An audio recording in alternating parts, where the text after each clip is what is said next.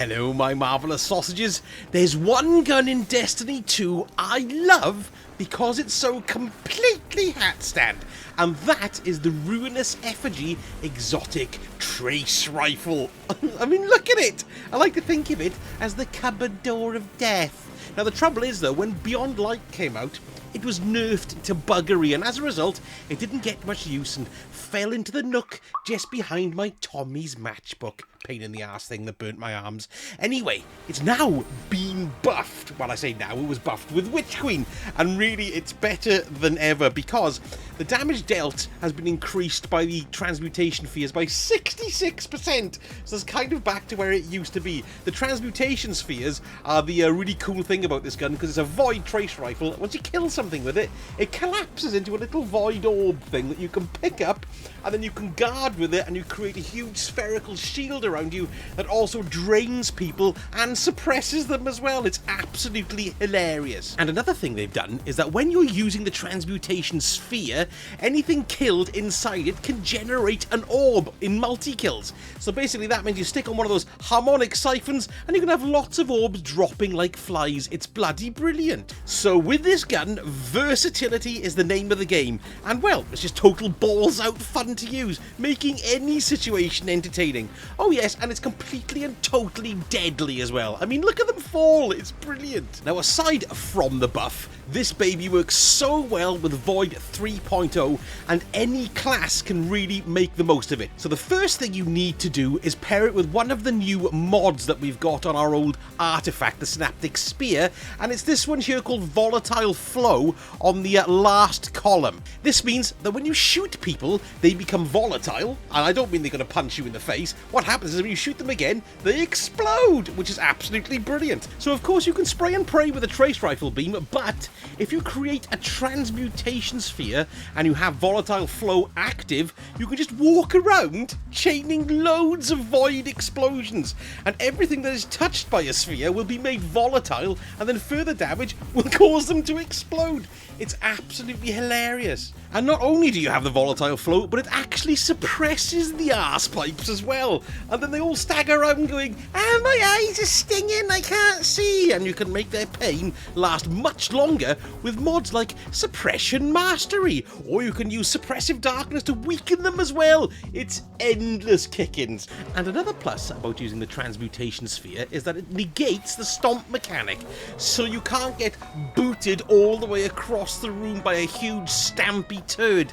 But of course you can still take damage. For example, an unstoppable ogre can still punch your head through your anus. So in order to make the most of your Volatile Flow, you need to create as many void wells as possible, and there's loads of ways to do this. You've got elemental armaments. This is okay as a generating mob, but it doesn't guarantee you one each time. There's an increasing chance of when you kill things with a weapon that matches your subclass, then there's a rising chance of you getting an elemental well to drop, a void well. But what I tend to go for is melee well maker, because it's only one energy cost with it now, which is due to the artifact, and when you kill somebody with it, you're guaranteed a well to pop out, so it's incredibly handy. If you like using grenades, you've got one called Elemental Ordnance, which means you can get an elemental well drop from your grenade kills. But what I tend to use is a melee well maker, which is incredibly handy. But then I also use something called Bountiful Wells in tandem with it, because melee well maker, you're guaranteed one elemental well to drop every single time with a powered melee kill, not a non-powered one. That's an important differentiation.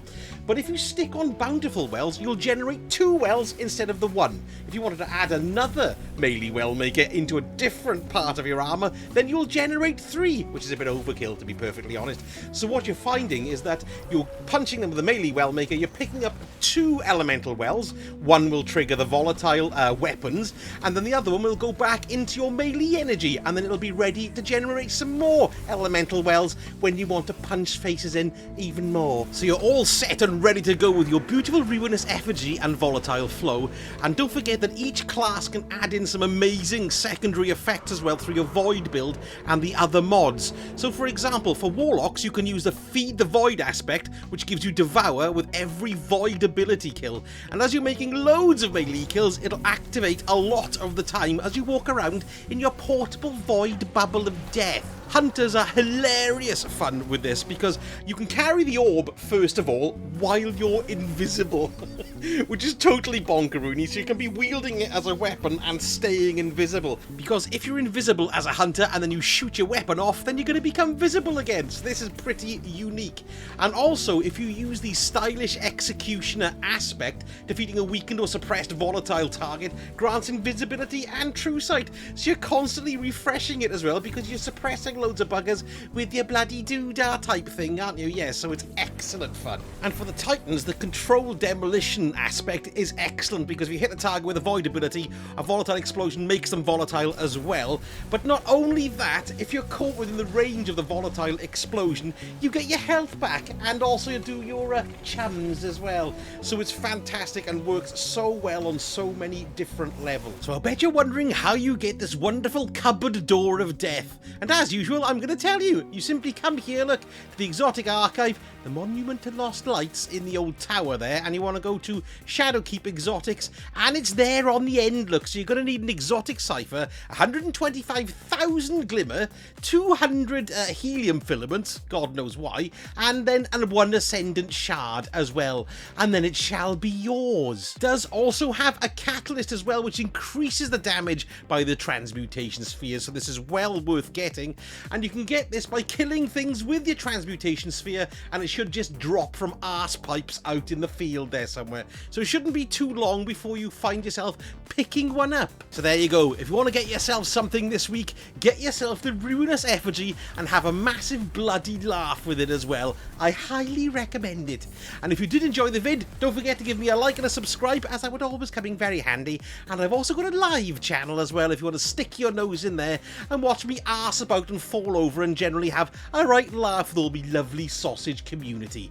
Thank you so much for watching, and I shall speak to you all again very soon. So Sarge, Ruinous Effigy out.